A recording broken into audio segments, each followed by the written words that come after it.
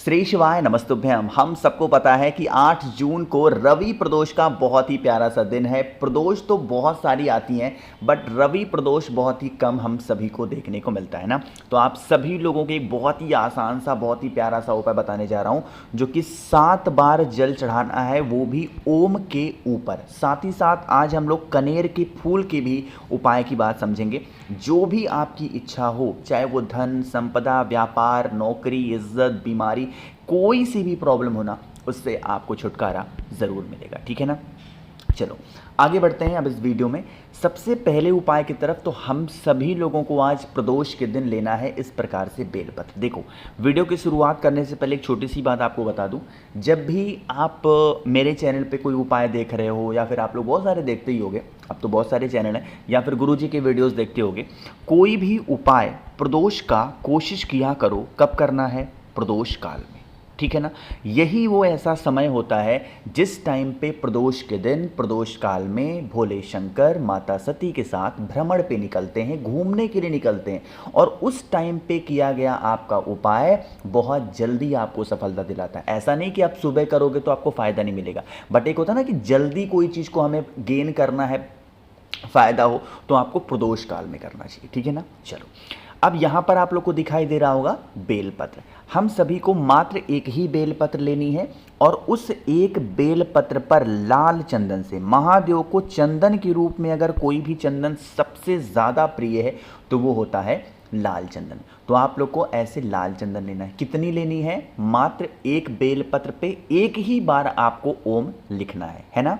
अब आप इस बेलपत्र को उठाना, एक ऐसे तांबे का लोटा ले लो। ठीक है ना।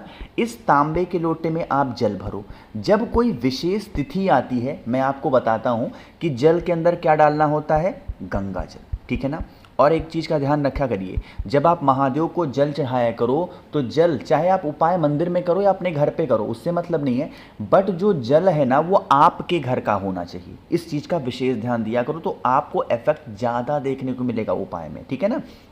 ले लिया। अब क्या करना है? पहुंच जाना है सीधा महादेव के शिवलिंग के पास में, शाम के टाइम पे प्रदोष काल में। ज़रूरी नहीं है ये उपाय आप मंदिर में करो, कहीं पे भी कर सकते हो, इवन अपने घर पे भी कर सकते हो। ठीक है ना। फेस रखिएगा उत्तर दिशा, नॉर्थ डायरेक्शन। और हाँ, मेरे सभी भाई बहनों से मेरा एक ही निवेदन है, प्लीज़ अपने घर में शिवलिंग ज़रूर रखिए अगर आपके घर में नहीं है तो। ठीक है ना। देखो, अब आपके पास में जो बेलपत्र है, उस एक ओम वाली बेलपत्र को पहले समर्पित करेंगे कहां पे? माता अशोक सुंदरी के स्थान पे। क्यों? क्योंकि यही वो भोले शंकर की सबसे प्रिय पुत्री हैं। अगर आप इनसे कोई प्रार्थना कहते हो तो वो विशेष बहुत जल्दी पूरी होती हैं। ठीक है ना। तो क्या करना है? बेलपत्र चढ़ाना। एंड बेलपत्र समर्पित करने के बाद में आप फिर इसी बेलपत्र को उठा करके ओम वाली बेलपत्र महादेव के शिवलिंग के ऊपर चढ़ाना। अलग से नहीं लेना, वही वाली चढ़ाना है। लेकिन जिस तरफ ओम आपने लिख रखा है वो शिवलिंग पे टच होना चाहिए, नहीं कि वो वाला पोर्शन नीचे होना चाहिए। ठीक है ना। ऐसे समर्पित करना। अब आपके पास में है एक लोटा जल, उस जल को उसी ओम वाली बेलपत्र के ऊपर आपको 7 बार चढ़ाना है। कैसे 7 बार चढ़ाओगे? धीरे धीरे करके, ऐसे थोड़ा सा जल चढ़ाना, श्री शिवाय नमस्तुभ्यम, फिर थोड़ा सा चढ़ाओ, श्री शिवाय नमस्तुभ्यम, फिर थोड़ा सा, श्री शिवाय नमस्तुभ्यम, फिर थोड़ा सा। ऐसे ऐसे करते हुए आपको 7 बार में वो जल महादेव के शिवलिंग के ऊपर समर्पित कर देना है। ठीक है ना। समर्पित करने के बाद में इस स्थान पर, जिस स्थान से जल नीचे गिरता है, अपने हाथ को लगा करके आपकी जो मनोकामना हो, जो विशेष हो, अगर आप कह देते हैं तो इच्छा आपकी बहुत जल्दी पूरी होती है। ठीक है ना। करिएगा ज़रूर, बहुत ही आसान सा प्यारा सा उपाय था, भूलना नहीं है। ठीक है ना। चलो, अब हम लोगों ने पहले उपाय की तो बातें कर ली हैं, आगे बढ़ते हैं इस वीडियो के हम लोग अपने दूसरे उपाय की तरफ, जो कि आप सभी को कनेर के पुष्प के साथ करना है। इस टाइम पे कनेर का पुष्प आपको इजीली अवेलेबल है, इसीलिए इस उपाय को समझा रहा हूँ। करने की कोशिश करिएगा, बहुत इजी सा, आसान सा उपाय है। यह उपाय आपके जीवन के किसी भी प्रकार के कष्ट को दूर करने के लिए बहुत उत्तरदायी उपाय है, बहुत आसान सा उपाय ना। इसके लिए कुछ भी नहीं करना, सिर्फ एक आपको कनेर का फूल लेना। एक बात और बता दूँ, कनेर का फूल 2 से 3 प्रकार के होते हैं। पीला कनेर होता है, सफ़ेद कनेर होता है, गुलाबी कनेर होता है। आपको और सब नहीं लेना, सिर्फ हमें पीले कनेर की आवश्यकता है। महादेव को समर्पित करने के लिए जो सर्वोपरि कनेर माना गया है वो पीला कनेर। तो एक कनेर का फूल पीला वाला। फिर आप लोगों को यहाँ पे 2 कलश की आवश्यकता पड़ेगी, ठीक है ना। अब वो 2 कलश चाहो तांबे का ले लो, या 2 कलश चाहो मिट्टी का ले सकते हो, या आप चाहो स्टील का ले लो, आप ग्लास ले सकते हो, आप कटोरी ले सकते हो, कुछ भी ले लो। बट जो भी पात्र आपने जल भरने के लिए लिया है, उस पात्र में जो जल भरोगे वो आप अपने घर से ही जल को लेकर के जाएंगे, ठीक है ना। कब जाएंगे? शाम के टाइम पे प्रदोष काल में महादेव के शिवलिंग के पास जा कर के पहुँच जाना। जो कनेर का पुष्प आप समर्पित करोगे महादेव के शिवलिंग के ऊपर, उनसे विनती यही करनी है, हे शिव शंभु भोलेनाथ, हम यह कनेर का पुष्प आपको समर्पित कर रहे हैं, इन्हें स्वीकार करें। हमारे जीवन के जो जहर हों, हमारे जीवन के जो कांटे हों, उन्हें आप लेकर के हमारे जीवन में सुख शांति एवं समृद्धि का वास हमेशा बना रहे, यही आपके आशीर्वाद की हमें आवश्यकता है। अपने अकॉर्डिंग तो मैं जैसे आपको बताता हूँ ना कि ऐसे बोलना है, जब मैं पूजा पाठ करता हूँ तो मैं ऐसे बोलता हूँ, इसीलिए मैं आपको बताता हूँ कि ऐसे बोलना। बट ज़रूरी जैसे मैंने बोला वैसे ही बोलो, आप अपने अकॉर्डिंग। प्रार्थना हर व्यक्ति को अपने करने का अपना तरीका होता है। आप जैसे बोलना चाहो, जैसे प्रार्थना करना चाहो, आप कर सकते हो, ठीक है ना। ऐसे चढ़ाना।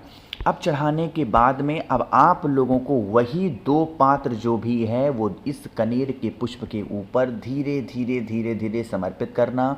श्री शिवाय नमस्तुभ्यम का जप करते जाना। अब यहाँ पर एक नियम है, वो नियम क्या है? कनेर के पुष्प के ऊपर जल चढ़ाने के बाद में आपको उस जल का आचमन नहीं करना चाहिए, क्योंकि कनेर का पुष्प क्या होता है बताओ भाई? जहर होता है। ना तो उसका आचमन करना चाहिए और ना ही उस पानी को झेल करके अपने घर में छिड़काव करना चाहिए। इस चीज़ का विशेष ध्यान देंगे। कनेर का पुष्प हो, धतूरा हो, आंकड़े का पुष्प हो, आंकड़े का पत्ता हो, जब भी आप इनके साथ कोई भी उपाय करें या तोड़ें, अपने हाथों को बहुत अच्छे से धुला करिए, क्योंकि ये अगर आपके आँखों में लग गए तो आपके आँखों को लेप लेगा, ठीक है ना। ध्यान रखिएगा। 2 उपाय समझ में आ गए आपको। आगे बढ़ते हैं इस वीडियो के हम लोग अपने तीसरे उपाय की तरफ, और दोबारा से इस उपाय को हमें किससे करना है? बेलपत्र के साथ में, ठीक है ना। समझने की कोशिश करते हैं स्पेशल सा उपाय हमें फ़ायदा क्या दिलाने वाला है। लेकिन उससे पहले जल्दी से करिए वीडियो को लाइक, जिसने अभी तक चैनल को सब्सक्राइब नहीं किया।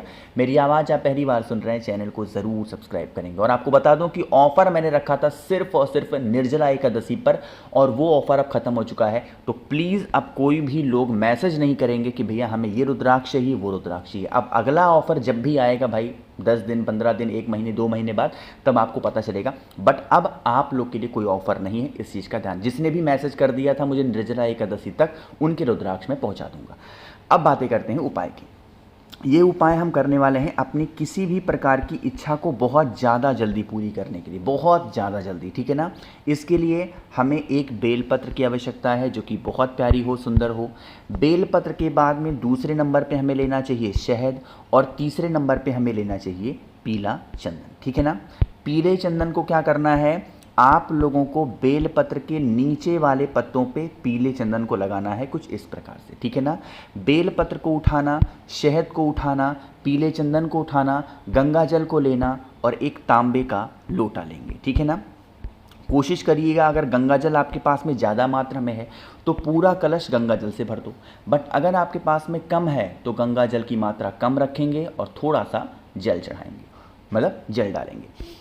अब आप इस कलश को उठाएंगे और पहुंच जाएंगे महादेव के शिवलिंग के पास में। जो शहद आपके पास में है, उस शहद का लेपन करना है माता अशोक सुंदरी के स्थान पे, ठीक। जो शहद माता अशोक सुंदरी को चढ़ाया, वही भोले शंकर के शिवलिंग के ऊपर, अलग से नहीं लेना, वही वाला शहद निकाल के यहाँ चढ़ाना। आपके पास में अब है क्या? जल्दी से बताओ। गंगा जल है ना, गंगा जल वाला जल है। अभी बेलपत्र नहीं चढ़ाना, सबसे पहले उस जल को महादेव के शिवलिंग के ऊपर समर्पित कर दो, श्री शिवाय नमस्तुभ्यम बोल के। अब समर्पित करने के बाद में आपके पास में क्या है? एक मिनट, आपके पास में क्या है? बेलपत्र। उस बेलपत्र को अब अपनी मनोकामना कहते हुए महादेव के शिवलिंग के ऊपर चढ़ा देने से हमारी फैमिली में किसी की भी ऐसी इच्छा नहीं होती है जो अधूरी हो, सभी की विशेष ज़रूर पूरी होती हैं। ठीक है ना? तो समझ में आ गया आपको। 3 उपाय हमने बात कर लिए हैं। आगे बढ़ते हैं इस वीडियो के सबसे आखिरी उपाय की तरफ, जो कि दोबारा से हमें बेलपत्र से ही करना है।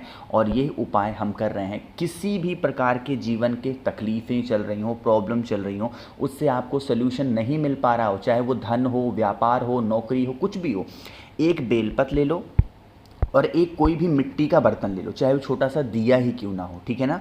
इस दीपक के अंदर गंगा जल डालो और इसी दीपक के अंदर जो बेलपत्र था ना, उस बेलपत्र को इस दीपक के अंदर डाल देंगे। ठीक है ना? फिर आप इस दीपक को उठाना है और पहुंच जाना है महादेव के शिवलिंग के पास में, और पूरा का पूरा दीपक वाला जो जल है बेलपत्र के साथ में अपनी मनोकामना कहते हुए विश्वकर्मेश्वर महादेव, फिर से बोल रहा हूँ, विश्वकर्मेश्वर महादेव के नाम से अगर आप समर्पित करते हैं तो वो सारे कष्ट आपके जीवन से खत्म होंगे जिसके लिए आप परेशान रहते हैं। मैंने कोशिश की आप सभी को सारी चीज़ों को अच्छा बताने की। वीडियो पसंद आई हो तो लाइक करिएगा, कुछ पूछना है नीचे कमेंट सेक्शन में पूछें, और मेरे जितने भी भाई बहन आवाज़ आज मेरी पहली बार सुन रहे हैं, चैनल को ज़रूर सब्सक्राइब करेंगे। श्री शिवाय, नमस्तुभ्यम।